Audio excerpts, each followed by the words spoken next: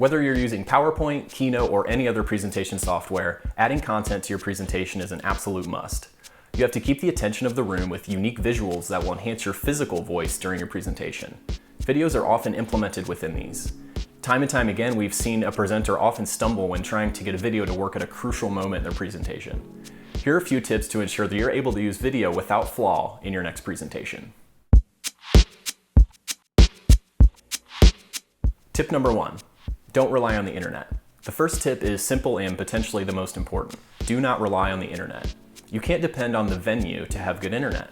You have to be able to do your entire presentation without connecting to the internet as a whole. There are too many times when a building has Wi-Fi, but you either can't connect or the internet is just simply too slow. When adding videos into your presentation, most of you are going to do one of the following things, which you shouldn't. You will use a link to the video and add the link into your presentation, or you'll embed the video in your presentation from a site such as YouTube, Vimeo, or even Facebook. This is definitely not the way to add the video in your presentation.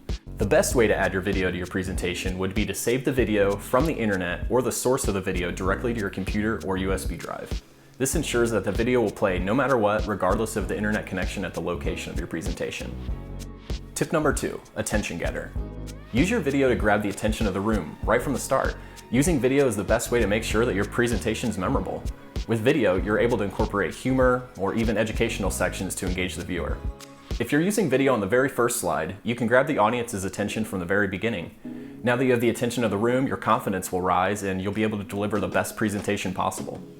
Video can also be used to help segment the presentation. If you're using numerous short-form videos throughout your presentation, it will really break up the monotony of continuous slides. Tip number 3, test it. Before the big presentation, there's one thing you must do. You have to test it. At least one night before, go through your presentation and make sure that your videos play all the way through.